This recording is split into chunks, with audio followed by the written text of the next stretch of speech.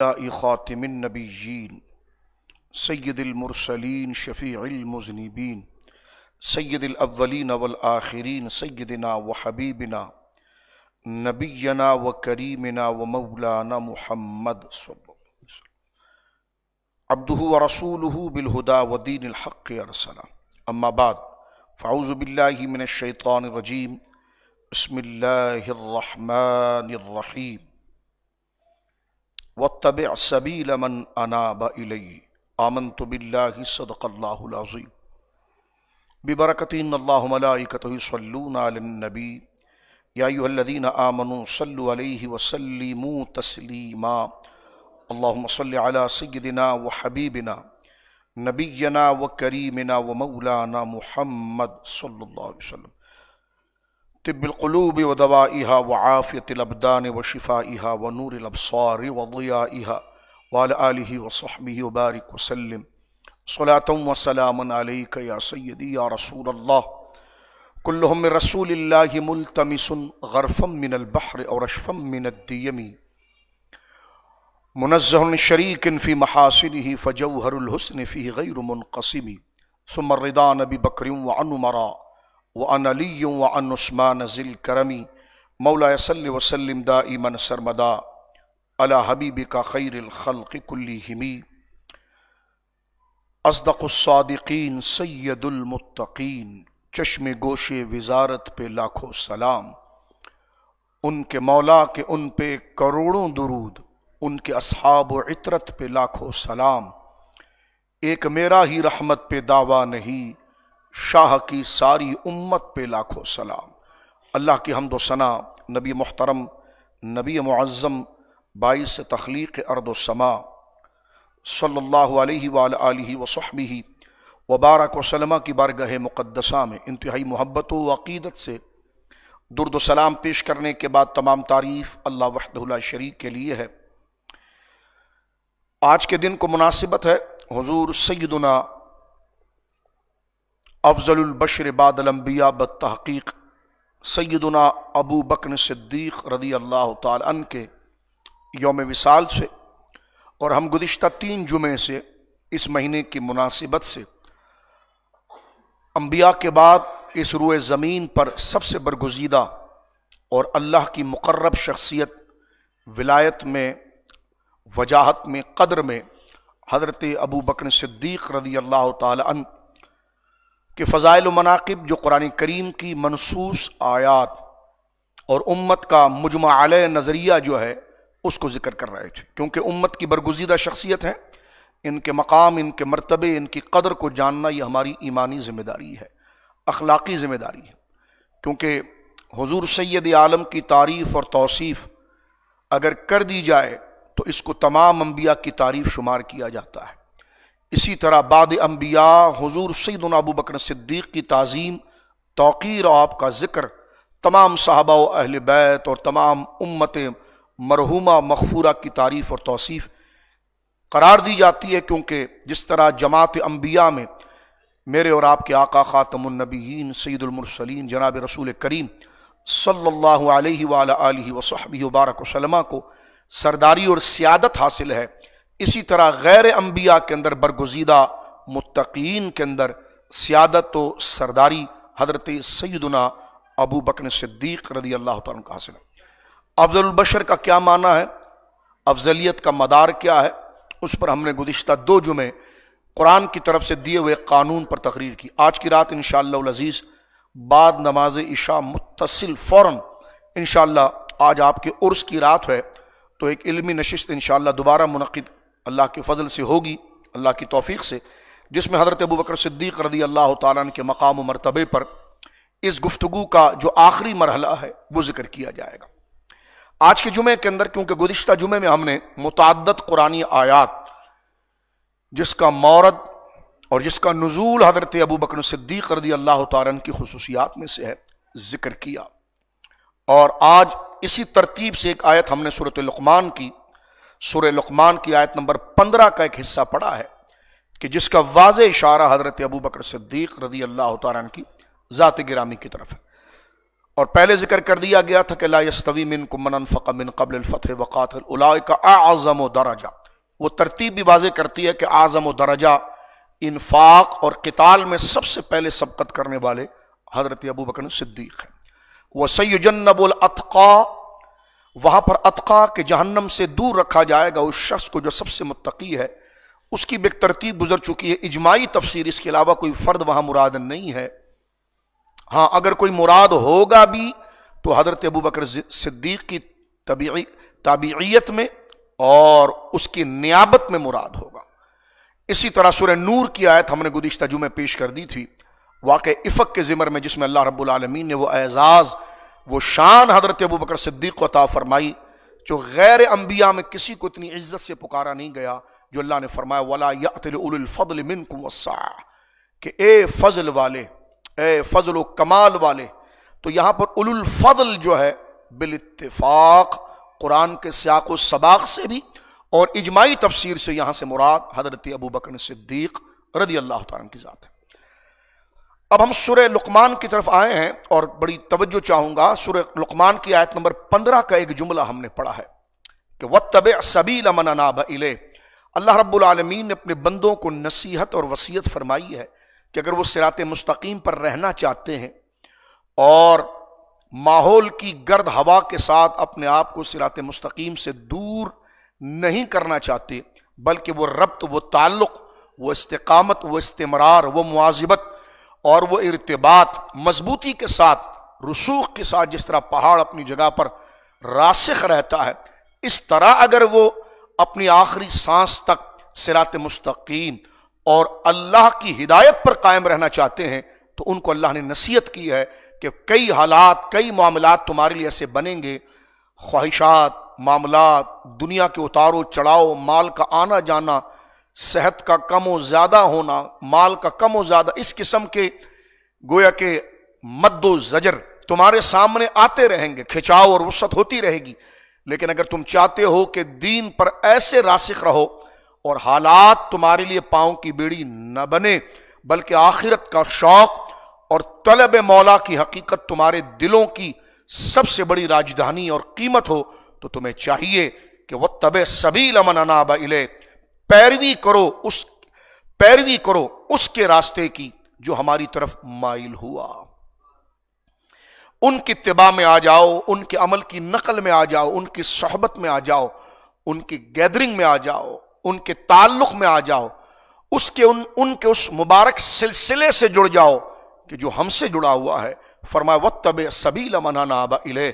اس کی پیروی کر لو، من اناب الیہ، جو ہمارا ہو گیا ہے، من اناب الیہ، جو ہماری طرف مائل ہو چکا ہے اور ایسا مائل ہو گیا ہے کہ جو مائل ہونے کا حق ہے، تو تم اس کے ساتھ جڑ جاؤ تو تم ہمیشہ صراط مستقیم پر رہو گے۔ بلا تشبیہ، جس طرح سمجھانے کے لیے، کیونکہ سادہ بچے بھی بیٹھے ہیں، کہ ٹرین جو ہے پٹری پر اسٹریٹ جب چلتی ہے تو اس کی بوگیاں یا اس کے ڈبے اپنی پٹری پر اس لیے باقی رہتے ہیں کہ وہ انجن کے ساتھ جڑے رہتے ہیں۔ تو رب نے یہاں پر ذکر فرمایا کہ جو ہمارے طرف آ چکا ہے اس کے پیچھے چلنا شروع کر دو۔ وَاتَّبِعْ سَبِيلَ مَنْ أَنَابَ إِلَيْهِ، پیروی کرو، پیچھے چلو، کس کے؟ من اناب الیہ، جو ہماری طرف مائل ہو گیا ہے۔ اگر ہم ابتداء اسلام کے اندر صحابہ کرام رضوان اجمعین کی تاریخ کو دیکھیں، اور وہ صحابہ کرام کہ جن کے وجود سے اسلام کو اللہ رب العالمین نے نصرت اور برکت عطا فرمائی، وہ تمام کے تمام دار اسلام میں جو داخل ہوئے ہیں، وہ جس کی نیابت اور جس کی طرف مائل ہو کر آئے ہیں وہ حضرت ابوبکر صدیق ہے رضی اللہ تعالیٰ۔ یہاں پر اس بات کو ذکر کیا گیا ہے کہ حضرت ابوبکر صدیق کی زندگی اس قدر جناب سید عالم کے دین کے ساتھ مخلص، وفادار اور سنجیدہ تھی، اور دنیاوی معاملات میں بھی آپ بڑے بیپاری اور تاجر تھے۔ حضور سید عالم سے آپ کا تعلق تقریباً 16 یا 17 سال کی عمر سے ہے، اور باقاعدہ آپ نے حضور علیہ السلام کے ساتھ سفر بھی کیا جس وقت آپ کی عمر 16 سال تھی اور حضور علیہ السلام کی عمر 18 سال تھی۔ یہ تعلق، بعض لوگ یہ کہتے ہیں کہ جناب بس جہالت کا کیا کیا جائے جی، جاہل ہو تو پھر موجہ ہی موجہ، العیاذ باللہ، کہ حضور سے آپ کا تعلق اعلان نبوت کے بعد ہوا۔ یہ سراسر جھوٹ اور کذب ہے۔ ایسا شخص بول کر اپنی علمی یتیمی اور قلاشی کا ثبوت دیتا ہے اور بغض کے سوا کچھ بھی یہ نہیں ہو سکتا، اس لیے کہ آنکھ والا تیری جوبن کا تماشا دیکھے، دیدائے کور کو کیا نظر آئے کیا دیکھے۔ لیکن وہ لوگ بھی ہم پر احسان کرتے ہیں، جب اس قسم کا اعتراض کرتے ہیں تو پھر ہمیں اور گہرائی سے مقام صدیق کو سمجھنے کا موقع مل جاتا ہے، اور ہمیں پھر پتہ چلتا ہے کہ پردے کی اوڑ میں اور ان حقائق میں چھپے ہوئے دبیز راز جو صدیقیت کے مرتبے کو واضح کرتے ہیں، تو کبھی کبھی معترض احسان کرنے والا بھی ہوتا ہے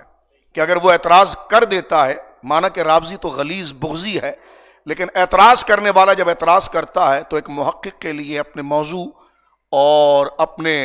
اس ٹاپک کو سمجھنے کے لیے دیگر اور حقائق کو دیکھنا پڑتا۔ اب آپ دیکھیے، پہلے صدیق اکبر پر تقریر دوسرے انداز میں ہوتی تھی، جب سے روافظ اس 14ویں کے چاند کی طرف منہ کر کر کچھ آواز نکالنے لگے تو پھر قرآن کی آیات کھول کر دیکھی گئی تو یوں لگتا ہے کہ قرآن پورا بھرا ہی حضرت ابوبکر کی شان ہے۔ تو گویا کہ یہ بات یہاں سے واضح ہوتی ہے۔ قرآن یہ کہتا ہے وَاتَّبِعْ سَبِيلَ مَنْ أَنَابَ إِلَيْهِ، پیروی کرو اس کے راستے کی کہ جو ہماری طرف مائل ہوا۔ حضرت ابوبکر صدیق حضور سید عالم کے ساتھ 16 سال کی عمر میں ساتھ میں ہیں، اور اب مزار میں بھی ساتھ ہیں، اور حضور سید عالم نے فرمایا قیامت کے دن میں اس طرح اٹھوں گا کہ میرے دائیں طرف ابوبکر ہوگا، بائیں طرف عمر ہوگا۔ تو یہ تسلسل اور ارتباط اس وقت سے چلا ہے اور یہ تعلق اس وقت سے جاری ہے، لیکن دنیاوی یعنی دنیاوی زندگی کے اندر بھی، جیسے کاروباری معاملات میں، لوگوں کے ساتھ لین دین میں، لوگوں کے ساتھ معاملات برتنے میں حضرت ابوبکر صدیق اس قدر امین تھے کہ آپ جس جانب ہوتے تو بڑے بڑے بیپاری اور سمجھدار لوگ کہتے یقیناً اس بات میں ضرور کوئی سنجیدگی اور کمال ہے کہ ابوبکر یہاں بولی لگا رہا ہے اور ابوبکر اس طرف آیا ہے۔ قرآن کریم کی آیت سورہ لقمان کی آیت نمبر 15 کا حصہ کہ وَاتَّبِعْ سَبِيلَ مَنْ أَنَابَ إِلَيْهِ، پیروی کرو، چلو اس کے پیچھے، من انابا الیہ، جو ہماری طرف مائل ہوا۔ تو جل القدر صحابہ کرام میں سے جن کا نام لینے سے ہی سیر و خون بڑھ جاتا ہے، اور ایک تاریخ کا طالب علم اس بات کا اعتراف کیے بغیر رہ نہیں سکتا کہ اگر ان ہستیوں کو اسلام سے ہٹا دیا جائے تو تاریخ اسلام کے اندر فتوحات کا دروازہ بند ہوتا ہوا نظر آتا ہے۔ مثلا حضرت زبیر بن عوام رضی اللہ تعالیٰ، حضرت سعد بن ابی وقاص رضی اللہ تعالیٰ، حضرت عبد الرحمن بن عوف رضی اللہ تعالیٰ، حضرت سعید بن زید رضی اللہ تعالیٰ، یہ وہ جلیل القدر صحابہ کرام، حضرت عثمان ذی النورین رضی اللہ تعالیٰ، حضرت عبد الرحمن، حضرت طلحہ بن عبید اللہ رضی اللہ عنہ، ان ہستیوں کو دیکھیے۔ حضرت سعد بن وقاص حضور کے رشتہ دار ہیں، حضرت عبد الرحمن بن عوف حضور کے رشتہ دار ہیں، زبیر بن عوام حضور کے رشتہ دار ہیں، کیونکہ حضرت سعد بن وقاص جو ہیں یہ بنو زہرہ سے ہیں، اور بنو زہرہ جو ہیں یہ سیدہ آمنہ حضور علیہ الصلوۃ والسلام کے امی جان سیدہ آمنہ بنت وہب کا قبیلہ ہے، اور سرکار کے والد حضرت عبداللہ یہ بنو ہاشم ہے، اور آپ کی امی جان سیدہ آمنہ پاک یہ بنو زہرہ ہے۔ اوپر دونوں قریش ہیں، لیکن ادھر سے وہ قصی کی اولاد میں سے ہیں اور یہ زہرہ کی اولاد میں سے آتے ہیں، اور وہ دونوں بھائی ہیں۔ تو حضرت عبد الرحمن بن عوف جو ہیں یہ بنو زہرہ سے ہیں، زہرہ بھی پڑھتے ہیں، زہرہ بھی پڑھتے ہیں، اور حضرت سعد بن وقاص جو یہ بھی بنو زہرہ سے ہیں، اور رشتے میں حضور کے ماموں لگتے ہیں، لیکن اسلام کیسے قبول کیا؟ رشتے میں ماموں ہیں، قریب کے ہیں۔ اور حضرت زبیر بن عوام رضی اللہ تعالیٰ، یہ عوام جو ہیں یہ حضرت ختیجہ کے سگے بھائی ہیں، یعنی ختیجہ بنت خویلد، عوام بنت خویلد، اور عوام جو حضرت ام المومنین سیدہ ختیجہ کے بھائی ہیں، ان کی شادی حضور کی پھوپھی سے ہوئی ہے، سیدہ صفیہ سے، اور سیدہ صفیہ جو ہے وہ حضرت حمزہ کی سگی بہن ہے۔ سگی سے مراد یہ ہے کہ حضرت سیدنا عبد المطلب رضی اللہ عنہ کی کئی بیویاں تھیں۔ حضور علیہ الصلوۃ والسلام کے والد گرامی حضرت عبداللہ، حضرت حمزہ، اور مولا کائنات کے والد گرامی جناب ابو طالب، حضرت عباس، یہ تمام سگے بھائی ہیں، لیکن باپ شریک بھائی ہیں، ماں شریک نہیں ہے، مائیں ان کے الگ الگ ہیں، لیکن حضرت حمزہ جس والدہ سے ہیں اسی سے سیدہ صفیہ ہیں۔ صفیہ بنت عبد المطلب رضی اللہ عنہ، غزوہ خندق میں ان کی جرت و شان دیکھیے، ان کی شادی ہوئی، یعنی یہ حضرت صفیہ جو حضور علیہ الصلوۃ والسلام کی سگی پھوپھی ہیں، اور میرے آقا کاشف القربات فاعل الخیرات حضور سیدنا مولانا حمزہ بن عبد المطلب رضی اللہ تعالی عنہما کی سگی بہن ہے اور حضرت سیدہ خدیجہ کی بھابھی ہیں. ان کی شادی ہوئی ہے عوام سے جو حضرت خدیجہ کے بھائی ہیں، اور ان کے بطن سے پیدا ہوئے زبیر، اس لیے کہتے ہیں زبیر بن عوام. اور حضرت زبیر کی شادی ہوئی ہے حضرت ابوبکر صدیق کی بڑی بیٹی حضرت اسما سے، اور ان سے پیدا ہوئے عبداللہ بن زبیر. تو یہ عبداللہ بن زبیر کے والد ہیں زبیر بن عوام، اور حضور کی سگی پھوپھی کے بیٹے ہیں. جو توجہ دلانا چاہتا ہوں، حضرت زبیر بن عوام حضور کے رشتہ دار ہیں، اپنی والدہ کی طرف سے بنو ہاشم ہیں. حضرت سعد بن وقاص حضور کے رشتہ دار ہیں، حضور کی والدہ کی طرف سے حضور کے ماموں ہیں. حضرت عبد الرحمن بن عوف حضور کے رشتہ دار ہیں، حضور کی والدہ کی طرف سے حضور کے ماموں لگتے ہیں. لیکن یہ تینوں اسلام کیسے لائے؟ جب انہوں نے دیکھا کہ مکہ کے اندر ابوبکر صدیق نے اپنے اسلام کا اعلان کیا اور انہوں نے اسلام کی بات کی ہے، تو یہ آئے اور انہوں نے ڈائریکٹ حضور کے پاس نہیں گئے، بلکہ حضرت ابوبکر صدیق کے پاس آئے اور کہنے لگے کہ تم نے محمد صلی اللہ علیہ وسلم کی تصدیق کی ہے ابوبکر؟ اے ابوبکر، تم نے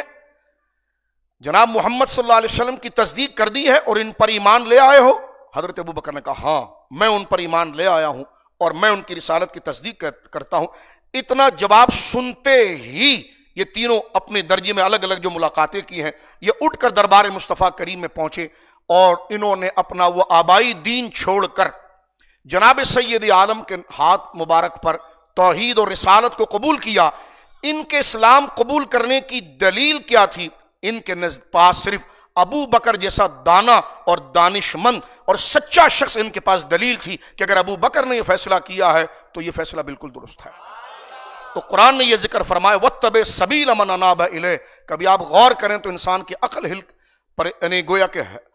ورطہ حیرت میں آ جاتی ہے کہ حضرت ابوبکر صدیق کی صداقت. آج اگر کوئی رافضی ان کے بارے میں اپنی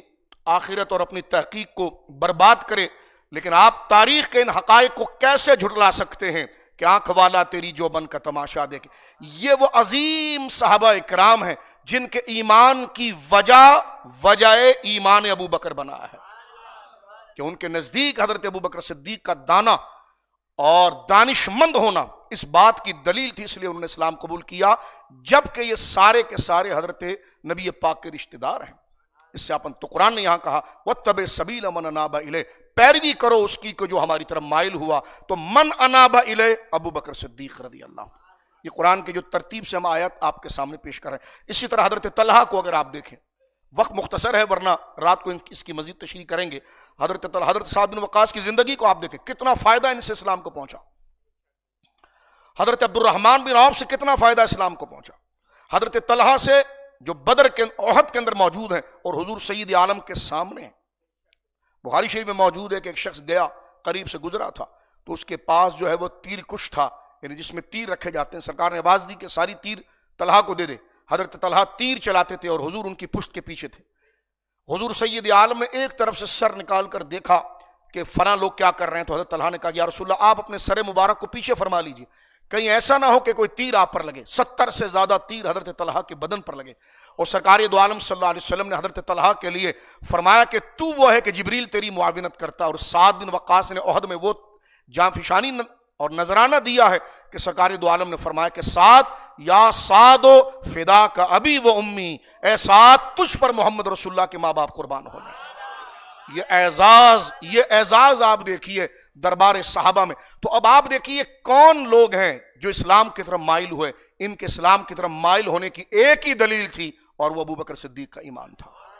وہ ابو بکر صدیق کی زندگی تھی. تو قرآن نے یہاں حضرت عثمان غنی کا اسلام حضرت ابو بکر صدیق کی وجہ سے ہوا. تو یہ قرآن کریم نے یہاں ذکر کیا کہ وَاتَّبِعْ سَبِيلَ مَنْ أَنَابَ إِلَيْهِ. خیر اس پر لمبی گفتگو ہو سکتی ہے، لیکن جمعہ کا دن ہے، ہم صرف قانون ہی کو ذکر کرتے ہیں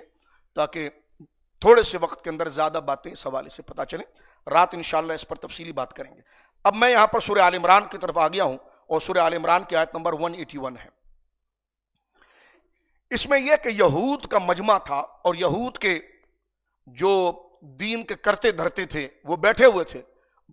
تو جب اللہ رب العالمین کی طرف سے یہ حکم آیا غریبوں کی مدد کے لیے کہ تم مسلمان اللہ کی راہ کے اندر مال دو اور تمہارا مال جو تم غریبوں پر نچھاور کرو گے، اپنے خونی رشتہ دار جو غریب ہیں ان پر، مسکینوں پر، یتیموں پر، مسافروں پر جو تم مال دو گے، تو اللہ نے فرمایا یہ ایسے ہے جیسے تم رب کو قرض حسنہ دے رہے ہو، یہ تم رب کو دے رہے ہو جو رب لوٹائے گا۔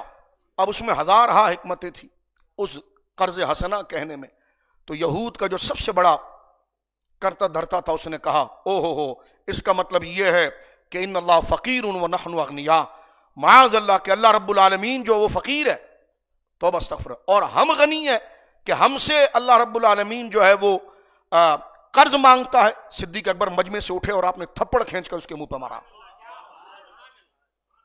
حضرت ابوبکر نے اس کے منہ پر تھپڑ کھینچ کر مارا۔ یہ معاملہ حضور سید عالم کے پاس جب پہنچا تو جناب رسول کریم صلی اللہ علیہ وسلم سے وہ کہنے لگے کہ ابو بکر نے ہمارے ساتھ یہ معاملہ کیا۔ حضرت ابو بکر نے کہا کہ انہوں نے رب کریم کی بارگاہ میں یہ اہانت کی، اگر تلوار میرے قریب ہوتی تو میں ان کا سر اتارتا۔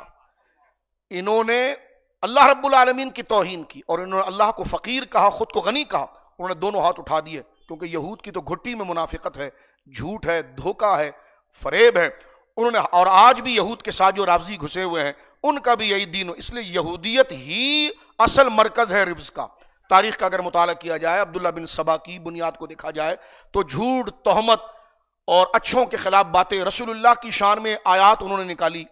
اور تحریفیں کی، یہی کام یہ صحابہ کے کلام کے خلاف کرتے ہیں۔ تو یہود نے ہاتھ اٹھا کر کہہ دیا بڑے مجمع میں، ابو بکر کیا باتیں کر رہا ہے، ہم رب کے بارے میں بھلا ایسی بات کریں گے؟ یہ کیسے ہو سکتا ہے کہ ہم نے رب کے بارے میں یہ بات کی ہوگی؟ ابو بکر تمہارا دماغ چل گیا ہے، ایسا کچھ بھی نہیں ہوا۔ اب وہ ایک کے بعد دو، دو کے بعد تین، جس طرح یہ سارے کیڑے مکوڑے کوے جمع ہو جاتے ہیں، اس طرح انہوں نے جناب واہ واہ واہ واہ کر کے جو ہے وہ انداز جو ہے وہ شروع ہو گئے، اور حضرت ابوبکر صدیق رضی اللہ تعالیٰ عنہ کی موقف کی تردید شروع کر دی کہ ہم نے یہ جملہ ہی نہیں کہا کہ جو بات ابو بکر کر رہا ہے۔ اس وقت سورہ آل عمران کی آیت نازل ہو گئی، قد سمع اللہ قول الذی، اللہ گواہی دیتا ہے اور اللہ نے، بے شک اللہ نے ان لوگوں کے قول کو سنا، قالو جو یہ کہہ رہے تھے کہ ان اللہ فقیر ونحن اغنیاء، کہ اللہ فقیر ہیں اور ہم غنی ہیں۔ یہ آیت حضرت ابوبکر صدیق کے قول کی تصدیق میں اتری ہے، اور اللہ نے فرمایا حبیب ابوبکر جو کہہ رہا ہے وہ ٹھیک کہہ رہا ہے۔ اور یہاں پر علماء نے یہ بات لکھی ہے کہ رب نے یہ عوض دے دیا ابوبکر کو، کیونکہ جس وقت ابوبکر نے جناب رسول اللہ کی بن دیکھی معراج کی تصدیق کی تھی، اس وقت کوئی گواہ سامنے نہیں تھا، اور آپ نے اتنے بڑے واقعے کی تصدیق کی۔ تو رب کے بارے میں جب ابو بکر صدیق نے یہود کے ساتھ یہ معاملہ کیا تھا تو اس وقت آپ کے ساتھ کوئی گواہ نہیں تھا۔ تو جب معراج مصطفیٰ کی بات آئی تو ابو بکر صدیق نے آپ کی شان کی تصدیق کی، اور جب ابو بکر کی بات آئی تو رب نے آپ کے قول کی تصدیق کی۔ یہ دونوں آیتوں کا ارتباط اور تعلق جو ہے، یہ آیت کریمہ بھی حضرت ابوبکر صدیق رضی اللہ تعالیٰ عنہ کی شان جلالت کے حوالے سے نازل ہوئی ہے۔ کئی احادیث ہیں، میں وقت کیونکہ بہت مختصر ہے اور نماز کا وقت قریب ہے، لہٰذا میں ان احادیث کو رات کے وقت ہی ذکر کر سکوں گا۔ آج میں صرف ایک دو روایت پڑھتا ہوں جو صحیح بخاری شریف کے اندر موجود ہے۔ صحیح بخاری شریف ہے، حدیث نمبر 3665 ہے۔ صدیق اکبر رضی اللہ تعالیٰ عنہ کی ولایت اور روحانیت۔ سب سے پہلی بات یہ کہ حضرت ابوبکر صدیق رضی اللہ تعالیٰ عنہ کی ذات کو سیاست اور روحانیت میں تقسیم کرنا یہ اہل سنت کا کبھی طریقہ نہیں رہا۔ اس پر ہم نے 3 جمعے گفتگو بھی کر لی ہے، ٹھیک ہے۔ یہ کہنا کہ حضرت ابوبکر صدیق جو ہے وہ سیاست میں پہلے خلیفہ تھے اور مولا علی ولایت میں پہلے خلیفہ تھے، تو میں کہتا ہوں اس جعلی پیر سے خود تو ولی بنا ہوا ہے، جس کو سورہ فاتحہ پڑھنے نہیں آتی، اور جس کو رسول اللہ نے اپنی ساری امت اور اپنی تعلیم دی، اس میں ولایت نہیں، معاذ اللہ۔ جس کو قرآن ان کی زندگی میں کہہ رہا ہے وَلَا يَأْتِلُ الْفَضْلِ مِنْكُمْ، اے سب سے بڑے فضل والے، جن کو قرآن ان کی زندگی میں خلافت ملنے سے کئی سال پہلے کہہ رہا ہے سَيُجَنَّبُ الْأَتْقَى، کہ یہ سب سے بڑا پرہیزگار اور متقی ہے، جس کے تقوی کی دلیل اللہ رب العالمین کہہ رہا ہے وَاتَّبِعْ سَبِيلَ مَنْ أَنَابَ إِلَيَّ، جو اللہ کا ہونا چاہتا ہے وہ ایسے مرد حق اور ولی کامل کی اتباع کرے۔ تو ایسی ذات مبارکہ کے بارے میں یہ کہنا کہ معاذ اللہ ان سے روحانیت نہیں۔ تو اب آپ دیکھیے یہ وقوع خلافت سے پہلے اترنے والی وہ قرآنی آیات ہیں، اور یہ اہدنا الصراط المستقیم صراط الذین انعمت علیہم، وقت ہوتا تو میں بیان کرتا، رات کو ذکر کروں گا۔ مولا علی نے اس کی تفسیر خود کی ہے اور اس سے مراد ابوبکر صدیق لیا ہے، سرکار مولا مرتضیٰ شرح۔ آپ بھی سوچئے جب حضرت مولا مرتضیٰ اتنی با کمال شخصیت ہے تو وہ اگر حضرت ابوبکر کے پیچھے نماز پڑھیں اور بیعت کریں، اطاعت کریں، تو اس بات کی بین دلیل یہ بنتی ہے کہ اتنا با کمال آدمی کسی کو کمال والے منصب پر بٹھا دے تو یقیناً وہ صاحب منصب کتنا با کمال ہو. خیر یہ کہ تسلسل ہے. حضرت ابو بکر صدیق رضی اللہ تعالیٰ عنہ کا باطن، جیسا حضور سید عالم نے فرمایا تھا کہ ابو بکر صدیق کو یہ سبقت اور یہ بزرگی کثرت نماز اور روزہ کی وجہ سے نہیں ہوئی، بلکہ اللہ نے اس کے دل میں ایک چیز ڈالی ہے جس کی وجہ سے یہ ہوئی ہے، یعنی معرفت اور ولایت. یہ تو جناب رسول اللہ نے خود بیان فرمایا، بلکہ یہاں تک فرمایا کہ ام المومنین نے جب کہا یا رسول اللہ صلی اللہ علیہ وسلم آپ مصلی پر کسی اور کو حکم دیں، تو سرکار نے فرمایا کہ میں نے رب سے کہا، لیکن رب اور رب کے محبوب بندے ابو بکر کے علاوہ کسی کی امامت کو مانتے ہی نہیں. یعنی یہ تمام چیزیں گویا کہ حضرت ابو بکر صدیق جو جناب رسول اللہ کی نیابت میں اس مقام معرفت پر موجود ہے کہ قیامت تک لوگوں کو حکم خدا نے دیا من اناب الیہ، جو ہماری طرف مائل ہوا ہے تم اس کی پیروی کرو. یہاں پر بخاری شریف میں حدیث دیکھی ہے، ہمارے عرف کے اندر گریبان کھولنا یہ کبر اور تکبر اور گھمنڈ کی نشانی ہے، اور یہ یقیناً باوقار اور سترے سنجیدہ لوگوں کے نزدیک قطعاً یہ محبوب طریقہ نہیں، غیر اخلاقی طریقہ، انتہائی گھٹیا طریقہ ہے کہ اگر کوئی بازاروں کے اندر گریبان کھول کر چلے ایسے شخص کو کبھی گویا کہ عزت کی نظر سے نہیں دیکھا جاتا. جس طرح آج ہمارے وہاں گریبان کھول کر چلنا یا بازاروں میں چیخے لگانا یہ تکبر کی علامت ہے، اسی طرح عرب کے اندر وہ تہبند جب پہنتے تھے تو تہبند اتنا بڑا پہنتے تھے لمبائی میں کہ اگر وہ چلتے تھے تو ان کے تہبند کی چادر پیچھے سے رگڑ رہی ہوتی تھی. آج بھی بڑے بڑے جو بدماش قسم کے لوگ ہوتے ہیں ان کی ایک عادت ایسی پائی جاتی ہے، یہ کبر کی علامت ہے. رسول کریم صلی اللہ علیہ وسلم کا ارشاد ہے، حضرت عبداللہ بن عمر کہتے ہیں، بخاری شریف کی حدیث ہے جو نمبر میں نے پیش کیا، قال رسول اللہ صلی اللہ علیہ وسلم من جر ثوبہ خیلایا لم ينظر اللہ الیہ یوم القیامہ. حضور سید عالم نے فرمایا کہ جس نے اپنا کپڑا تکبر سے، گھمنڈ کی نہیں، اور تکبر کا معنی کیا ہے؟ تکبر کا معنی سمجھ لیجئے. صحابہ نے پوچھا یا رسول اللہ صلی اللہ علیہ وسلم اچھا پہننا تکبر ہے؟ فرمایا نہیں، کیونکہ تکبر سب سے بڑے گناہوں میں سے، اور متکبر قیامت کے دن چونٹیوں کی طرح ہوگا اور لوگ اس کے اوپر پاؤں رکھ کر جا رہے ہوں، اس قدر اس کو ذلیل کیا جائے گا معاذ اللہ. اور تکبر جو ہے وہ غوث اعظم فرماتے ہیں کہ جیسے بندہ سانس لیتا ہے نا، اس طرح وہ بندے کے اندر داخل ہوتا ہے غیر محسوسی طور پر، پھر بندہ اس کو اڈاپٹ کر لیتا ہے. مسلم شریف کی حدیث سے رسول کریم علیہ الصلوۃ والسلام سے پوچھا گیا یا رسول اللہ یہ اتنا بڑا گناہ ہے تکبر، تو کیا اچھا لباس پہننا، اچھی سواری استعمال کرنا، اچھا مکان رکھنا، کیا یہ تکبر ہے؟ حضور نے فرمایا یہ تکبر نہیں ہے. اچھا لباس پہننا تکبر اور گھمنڈ نہیں ہے، اچھی سواری اپنے لیے رکھنا یہ تکبر نہیں ہے، اچھے مکانات بنا لینا، پڑوس کا مکان اتنا اچھا نہ ہو آپ کا اچھا ہو جائے، فرمایا یہ تکبر نہیں. تو عرض کی یا رسول اللہ تکبر کیا ہے؟ تو بڑی توجہ سے میں اور آپ اس بات کو سنیں، دو چیزیں ہیں تکبر. فرمایا ایک ہے کہ کسی کو گھٹیا اور ذلیل سمجھنا، ایک یہ تو ہم سمجھتے ہیں کہ یقیناً یہ ہے تو بندے کو توبہ. دوسرا یہ ہے کہ حق کا انکار. آپ دیکھیے گا متکبر کبھی صحیح مسئلے کو سمجھے گا ہی نہیں. ارے مولانا دنیا کہاں جا رہی ہے، آپ کیا تقریر کر رہے ہیں، آپ کیا معاملات کر رہے ہیں حضرت. تو میں نے کہا پاؤں کا مسئلہ بعد میں بیان ہوتا ہے، گردن کا مسئلہ پہلے بیان ہوتا ہے. جو مسئلہ آپ کہنا چاہتے ہیں وہ مسئلہ پورے سال بیان ہوتا ہے. اب آپ پہلے جمعے آئے تو ہم کیا کر سکتے ہیں. سیرت پر بھی بیان ہوتا ہے، حقوق والدین پر بھی ہوتا ہے، یتیموں پر بھی ہوتا ہے، سائلین پر بھی ہوتا ہے، سیاست پر بھی ہوتا ہے، ایتھسزم کے رد پر بھی ہوتا ہے، کمیونزم کے رد پر بھی ہوتا ہے، لبرلزم کے رد پر بھی ہوتا ہے، اسلام کے قانون، ہر ٹاپک پر ہوتا ہے. لیکن آج کیونکہ دن حضرت ابو بکر کا ہے اور آپ خیریت سے تشریف لے آئے تو آپ سنیے آپ کیا سننا چاہتے ہیں. آپ آئیے جمعے کے دن، ہر دن بیان ہوتا ہے. تو ایک بات میں عرض کرنا چاہ رہا ہوں، تو متکبر کی نشانی ہے کہ وہ اصل مسئلے سے بھاگے گا، اس مسئلے کی ضرورت کوئی نہیں دیکھے گا. تو تکبر کی علامت ایک حضور نے یہ بیان فرمایا کہ حق کا انکار کرے گا. ایک چیز حق ثابت ہو گئی نہیں، ہم نے تو کبھی سنا ہی نہیں. بھائی آپ نے نہیں سنا نا، لیکن ایسا ہے مسئلہ، آپ نے نہیں سنا تو اب لیکن مسئلہ ایسا ہے. تو فرمایا دو چیز، یہ عادتیں میرے اور آپ کے اندر نہیں ہونا. حق مسئلہ پتا چل جائے اور اس کی ضرورت اور قدر پتا. صدیق اکبر دیکھیے، آپ ایک بزرگ کی تعریف کریں گے تو دوسرا اس سے بڑا ہوگا مرتبہ میں، تیسرے کی تعریف کریں گے تو دوسرا اس سے مرتبہ بڑا. صدیق اکبر کی تعریف سب کی تعریف بنتی ہے کیونکہ انبیاء کے بعد سب کا سید و سردار ابو بکر صدیق. تو اس لیے اس موضوع کو سمجھنے کی کوشش کریں نا. نہیں سمجھا آپ نے، قوالوں کی قوالیاں سنی، آپ نے قرآن نہیں پڑھا ابھی تک. آپ قرآن پڑھیں، آپ نے تو اس قوال کو سنا ہے جو راوزی کے چارپائی بھی جا کر ادھر اپنا گیت گاتا ہے تو ہندو آ جاتا ہے، تو گرو نانک والے آ جاتے ہیں، تو وہ ہر جگہ اپنا سودا بیچ رہا ہوتا ہے، تو آپ اس سے دین سیکھ رہے ہیں، آپ سارنگی باجے اور ڈھول سے دین لے رہے ہیں۔ رسول اللہ نے ڈھول سارنگی تو نہیں چھوڑا تھا، رسول اللہ نے تو قرآن و سنت چھوڑا تھا۔ تو اس قرآن و سنت کو دیکھیے جناب کہ اس میں عقیدہ مبارک کیا ذکر کیا گیا ہے۔ آج ہمارے معاشرے کا فساد سب سے بڑا یہ ہے کہ جس طریقے جہاں سنجیدگی سے دین کا جو اصل سورس ہے اس کو چھوڑ کر ہم نے اپنی مرضی کے سورس اور اپنی مرضی کے ماخذ بنائے ہوئے ہیں۔ تو تکبر دو چیزیں ہیں، ایک اگلے کو والعیاذ باللہ، اللہ معاف فرمائے ہم سے یہ غلیظ عادت نکالے، کسی مسلمان کو کسی بھی وصف میں گھٹیا سمجھنا۔ اگر اس نے ہم سے کمتر لباس پہنا ہے، کمتر کھانا کھا رہا، تو اس کو ہم اپنی فوقیت سمجھے، معاذ اللہ والعیاذ باللہ، یہ بڑی ناپاک عادت ہے۔ اور دوسرا حق کا انکار، یہ دو چیزیں تکبر ہے۔ اب حضور کیا فرما رہے؟ من جر ثوبہ خیلاء، جس نے تکبر کی نیت سے اپنے کپڑے کو اتنا لمبا بنایا کہ وہ زمین پر گھسیٹ رہا ہو، لم ینظر اللہ الیہ یوم القیامہ، قیامت کے دن اللہ اس پر، اللہ اکبر، نظر رحمت نہیں فرمائے گا۔ فقال ابو بکر صدیق نے کہا ان احد شق ثوبی یسترخی، یا رسول اللہ کبھی کبھار یہ ہوتا ہے کہ میرے تہبند کا کچھ حصہ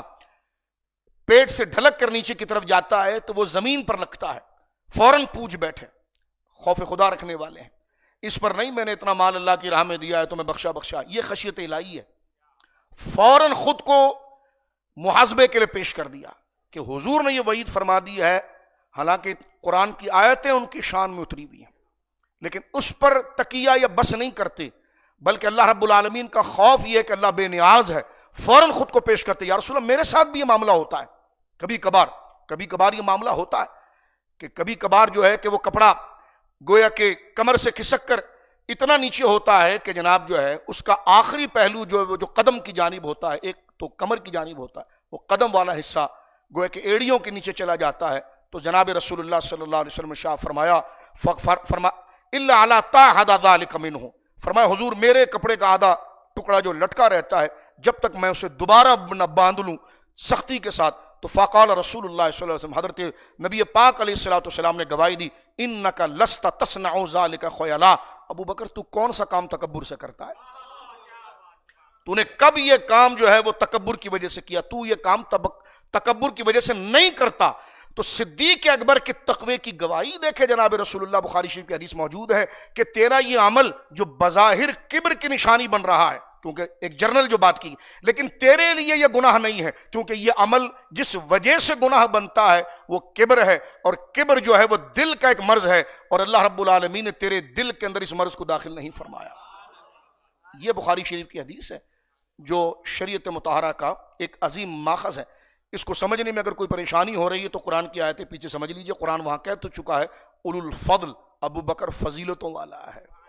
تو جو فضیلتوں والا ہوتا ہے اس میں یہ نشانیاں ضرور پائی جاتی ہے۔ مختصر یہ کہ بخاری شریف کی ایک حدیث ہے 6187، حضرت عبداللہ ابن عباس کہتے ہیں کہ حضرت عمر کا انتقال ہو گیا، اور حضرت عمر کی شہادت کے بعد جب آپ کا جسد مبارک سریر اس چارپائی پر رکھا ہوا تھا تو ہم سب نے دعا کی، اور دعا کر کے جب ہم فارغ ہوئے تو کہتے ہیں کہ تھوڑا دیر گزرا کہ اذا رجل من خلفی، میرے پیچھے کوئی آدمی آیا، قد وضع مرفقہ علی منکبہ، اس نے میرے کاندھے کے اوپر اپنی کوہنی کو ذرا دبا کر رکھ دیا، اپنی کوہنی میرے کاندھے پر رکھی، پیچھے تھا مجھے پتا نہیں کون ہے۔ تو کہتے ہیں جب اس نے یہ عمل کیا تو ساتھ میں نے یہ جملہ اس کا سنا، یقول، وہ کہہ رہا تھا یرحمک اللہ، اللہ تجھ پر رحم کرے، ان کنت لارجو ان یجعلک اللہ مع صاحبک، مجھے اللہ سے امید ہے کہ اللہ تجھے تیرے صاحب رسول اللہ سے ملا دے گا، لأنی، اس لیے کہ کثیرا مما کنت اسمع، کیونکہ میں نے ہمیشہ یہ بات رسول کریم سے سنی ہے، لأنی کثیرا مما کنت اسمع رسول اللہ یقول، حضور ہمیشہ کہتے تھے کنت و ابو بکر و عمر وفعلت ابو بکر و عمر وانطلقت ابو بکر و عمر،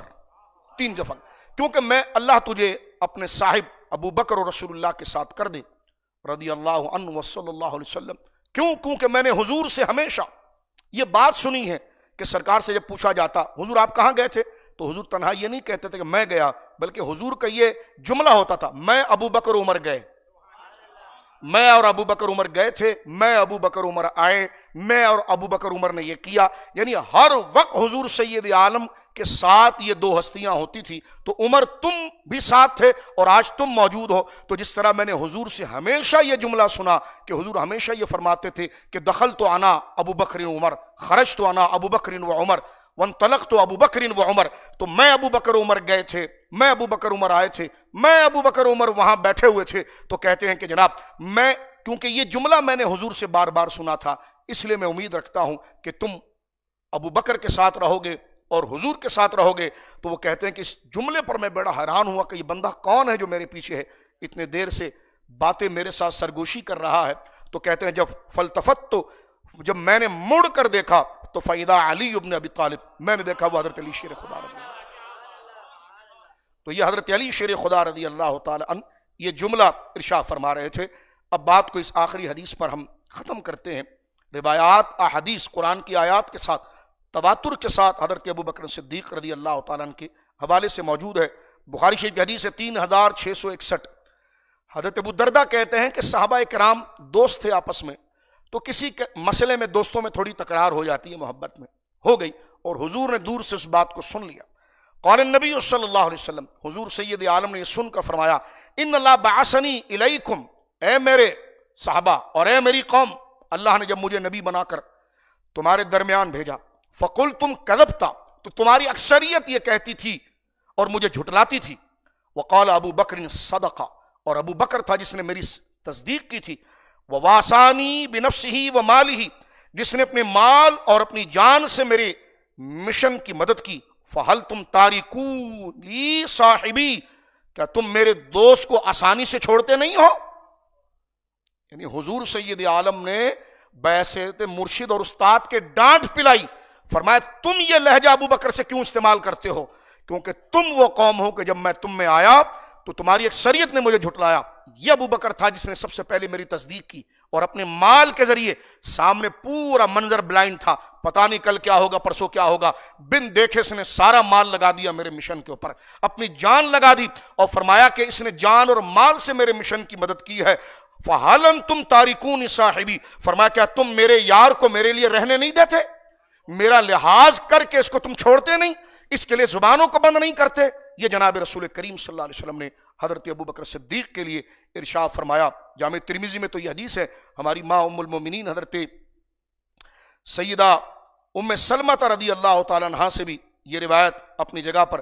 تفصیل کے ساتھ موجود ہے. جناب رسول اللہ نے فرمایا تھا کہ بے شک آسمانوں میں دو فرشتے ہیں جن میں ایک سختی سے حکم دیتا ہے. جامع ترمذی شریف یہ مسند، بلکہ فضائل الصحابہ حدیث نمبر 300، المعجم الکبیر حدیث نمبر 1190، مجموع الزوائد حدیث نمبر 14345. اور علامہ حیثمی نے جب اس حدیث مبارکہ کو لیا ہے مجموع الزوائد میں تو حدیث ہے کہ رجال الثقات، اس کے تمام راوی ثقہ ہیں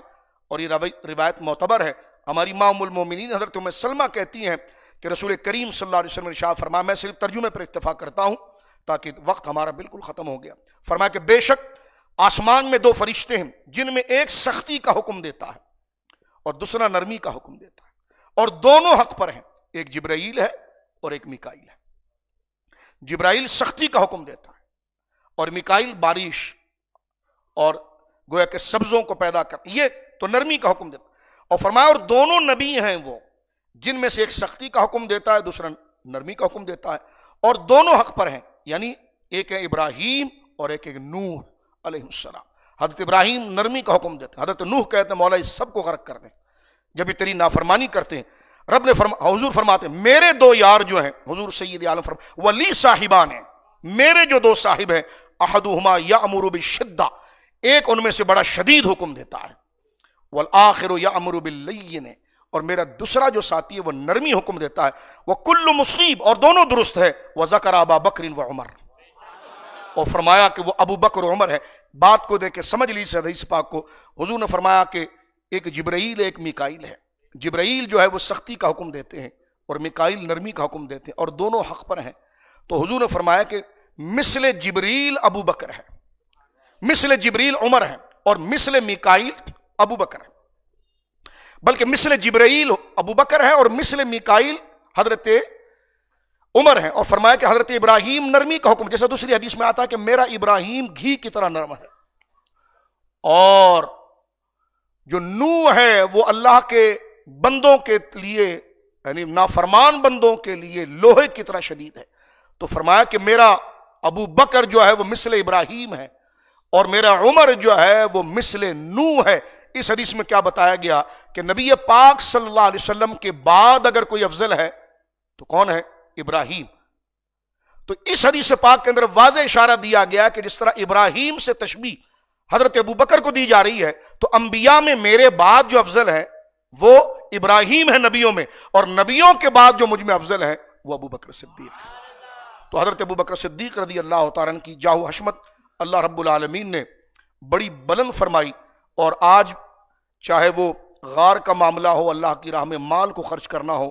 جان کو خرچ کرنا ہو، یہاں تک کہ حضور سید عالم کی مشن مبارکہ کو آخر تک بام عروج پر پہنچانا ہو، اور اسلام کی تقویت کے لیے اہم ترین مراحل کو سر کرنا ہو، اور سرکار کے وصال کے بعد جب سارے عالم کفر نے ارتداد اور منافقت پھیل گئی، تو اس وقت بھی ان منافقت اور ارتداد کو ختم کرنا ہو، تو قرآن نے کہا من یرتد منکم عن دینہ فسوف یأتی اللہ بقوم، سورہ المائدہ، کہ جب نبی کے وصال کے بعد روایت مانا کہ اگر لوگ دین کو چھوڑ کر مرتد ہو جائیں گے تو اے صحابہ گھبرانا نہیں، اللہ ایک ایسی قوم کو لائے گا دین کے دفاع کے لیے جن کی علامت یہ ہے کہ یحبہم ویحبونہ، اللہ رب العالمین جل وہ ان سب سے محبت کرے گا اور وہ اللہ سے محبت کریں گے۔ اور تاریخ کا یہ سب سے بڑے حقائق ہیں کہ حضور کے وصال کے بعد 9 کے قریب جھوٹے نبوت کا دعویٰ کرنے والے اور اسلام کی بنیادی حقوق و فرائض کو چھوڑنے والوں کے خلاف عالم جہاد کو بلند کر کے ان کو دھارہ اسلام پر لانا اور اسلام کی بنیادوں کو محفوظ رکھنے کا جو تاریخی کارنامہ جس نے انجام دیا، جو قرآن کی واقعی یہ تفسیر تاریخ حقائق میں نظر آتی ہے، بغیر کسی چون چرا کے تاریخ کا ایک طالب علم اس بات کا اعتراف کیے بغیر نہیں رہ سکتا کہ وہ حضرت ابو بکر صدیق ہے۔ اللہ رب العالمین جل وعلا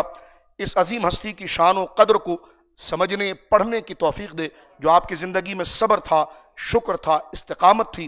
للہیت تھی، کیونکہ قرآن نے کہا کہ پیروی کرو اس کے راستے کی، اور اس کو پڑھو، اس کو سمجھو، اور ویسی ادائیں اپنی زندگی میں لاؤ من اناب الیہ، جو ہماری طرف مائل ہوا۔ اور قرآن کی آیت کا واضح اشارہ حضرت ابو بکر صدیق رضی اللہ عنہ کے لیے ہے۔ اللہ رب العالمین ان کے تقوی و طہارت کا حصہ ساری امت کو اور ہم تمام کو عطا فرمائے۔ وما علیہ الا البلاغ المبین۔